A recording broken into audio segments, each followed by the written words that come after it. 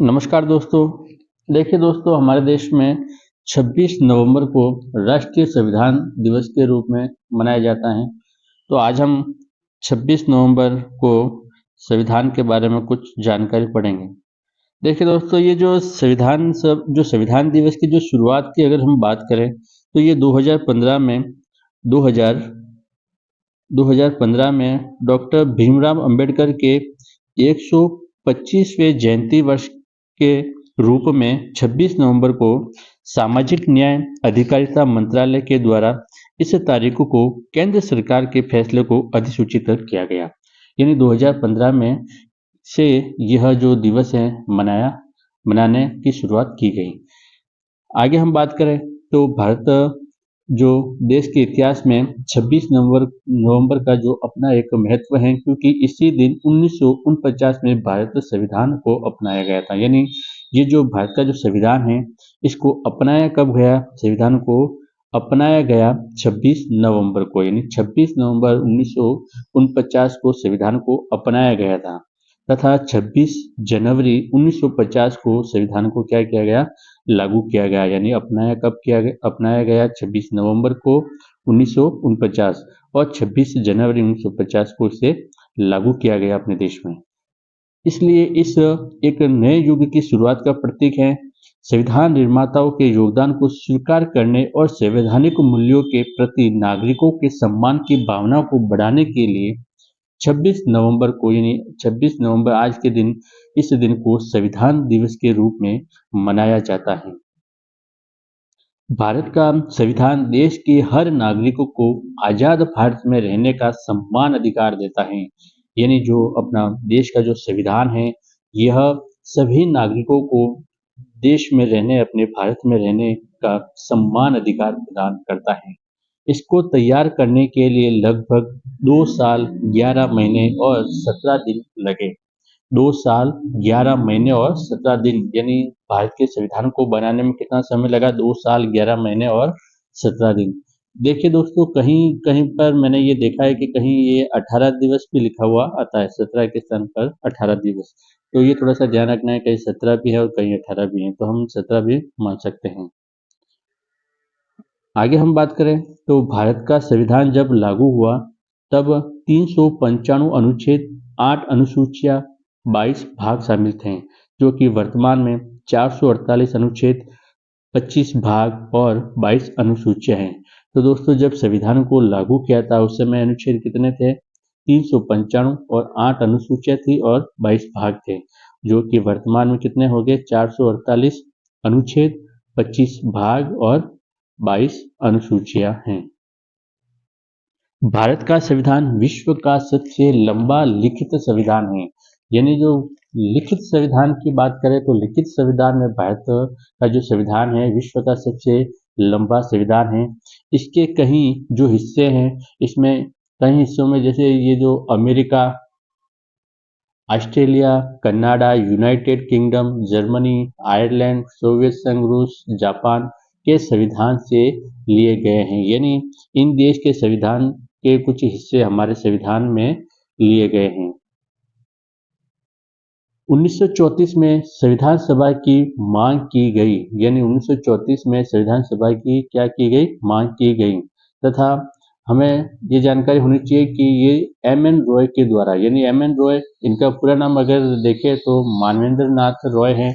तो मानवेंद्र नाथ रॉय के द्वारा, जो कि एक कम्युनिस्ट पार्टी के नेता थे। कौन सी पार्टी के थे ये? कम्युनिस्ट पार्टी के नेता थे। इस विचार को रखने वाले ये पहले व्यक्ति थे। यानी व्यक्तिगत रूप में अगर मांग देखें, यानी संविधान सभा की व्यक्तिगत रूप से मांग किसने की थी? सर्वप्रथम एम.एन. रॉय, यानी मानवेंद्र नाथ रॉय ने सर्वप्रथम संविधान सभा की मांग की थी। अगर हम बात करें इससे पहले, तो इससे पहले भी अगर मांग की गई तो 1895 में तिलक, यानी जो बाल गंगाधर तिलक थे, इन्होंने भी स्वराज्य विधेयक में इन्होंने संविधान सभा के गठन की मांग की थी। 1922 में बात जो महात्मा गांधी थे, इन्होंने भी संविधान सभा बनाने के मांग को रखा था तथा उन्होंने ये भी कहा था, गांधी जी ने, कि भारत का जो संविधान है वह भारतीयों के इच्छा अनुसार निर्मित होना चाहिए या भारत का जो संविधान भारतीयों के इच्छा अनुसार ही निर्मित होगा। फिर 1924 में मोतीलाल नेहरू ने भी संविधान सभा की मांग रखी थी।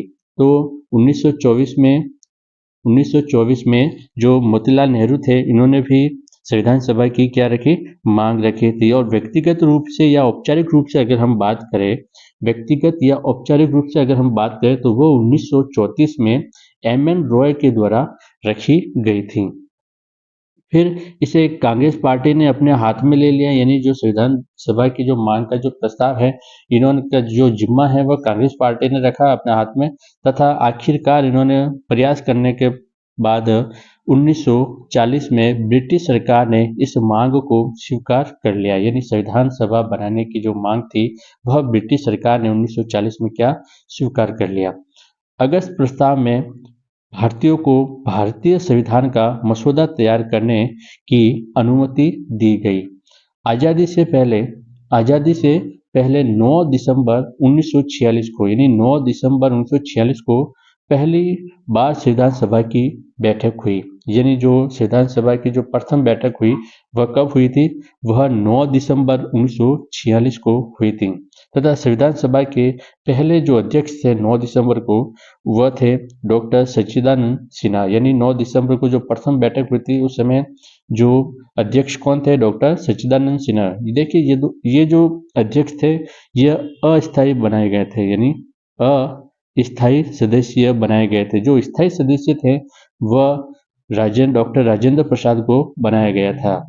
11 दिसंबर को डॉक्टर राजेंद्र प्रसाद को स्थायी अध्यक्ष बनाया गया। 29 अगस्त 1947 को ड्राफ्टिंग कमेटी का गठन संविधान को ड्राफ्ट करने के लिए किया गया, यानी प्रारूप समिति का गठन किया गया, जिसके चेयरमैन कौन थे, डॉक्टर भीमराव अंबेडकर। यानी डॉक्टर भीमराव अंबेडकर को प्रारूप समिति के अध्यक्ष बनाए गए। 26 नवंबर 1949 को जो प्रारूप कमेटी थी, कमेटी ने अपना काम पूरा कर किया तथा 24 जनवरी 1950 को प्रक्रिया पूरी हुई, जब सदस्यों ने दस्तावेजों की 2 हस्तलिखित प्रतियों पर हस्ताक्षर किए, एक हिंदी में और एक अंग्रेजी में। फिर विधानसभा की जो पहली बैठक 9 दिसंबर 1946 को हुई थी नई दिल्ली में, तथा 26 जनवरी 1950 तक यह चली। यानी जो संविधान सभा की जो बैठक की अगर हम बात करें तो वह सबसे पहले जो शुरुआत हुई थी वह हुई थी 9 दिसंबर 1946 को, और अंतिम बैठक 24 जनवरी 1950 तक हुई थी। इस दौरान कुल 11 सत्र हुए तथा लगभग 166 दिनों तक बैठक हुई। यानी जो कुल बैठक की बात करें तो 11 बैठक, और कुल दिन की बात करें तो 166 दिन की बैठक हुई थी। तो ये जो बैठक हुई थी, जो अधिवेशन हुआ था, तो वो कुल कितने 11 हुए थे। ये थोड़ा सा आपको ध्यान रखना है। जो 11 जो अधिवेशन हुए थे, 11 जो बैठक हुई थी, वह संविधान निर्मित होने तक हुई थी। यानी जो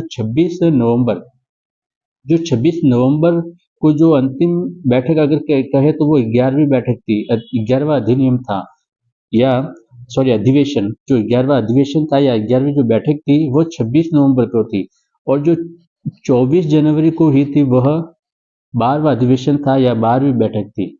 बनने तक तो हुई थी 11 और लागू होने तक कितनी हुई, 12 हुई थी। तो 11 और 12 में ये थोड़ा सा आपको ये ध्यान रखना है। जो 11 बैठक संविधान बनने तक हुई थी, यानी जो आप 26 नवंबर को जो संविधान को बनाया गया वो बन गया था उस समय, तो उस समय तक 11 हुई थी, और जो 12वीं बैठक है, 12वां अधिवेशन है, वह 24 जनवरी को हुआ था।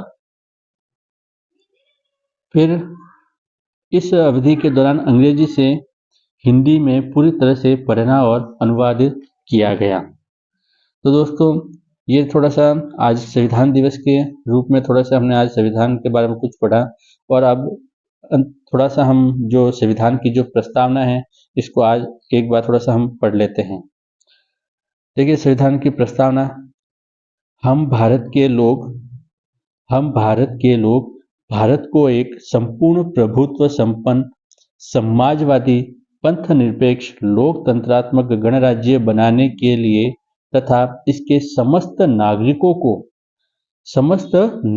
को सामाजिक आर्थिक राजनीतिक न्याय विचार अभिव्यक्ति विश्वास धर्म और उपासना की स्वतंत्रता प्रतिष्ठा और अवसर की समता प्राप्त कराने के लिए तथा उन सब में व्यक्ति की गरिमा और राष्ट्र की एकता तथा अखंडता सुनिश्चित करने वाली बंधुता बढ़ाने के लिए दृढ़ संकल्पित होकर अपनी इस संविधान सभा में आज 26 नवंबर 1949 ईस्वी को एतत् द्वारा इस संविधान को अंगीकृत अधिनियमित और आत्मर्पित करते हैं।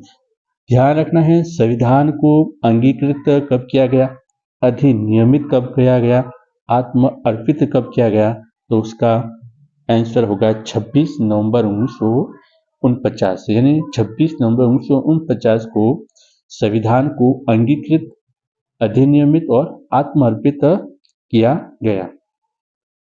संविधान की जो प्रस्तावना है वह प्रस्तावना संविधान के परिचय तथा अथवा भूमिका को कहते हैं। यानी हम बात करें कि प्रस्तावना क्या है, तो प्रस्तावना संविधान के परिचय या भूमिका है। यानी संविधान का जो परिचय है वह क्या है, प्रस्तावना है।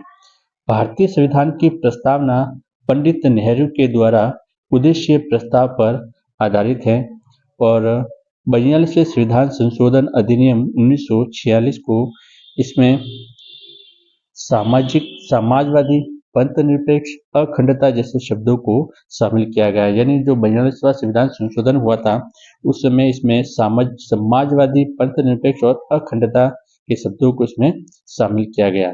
तो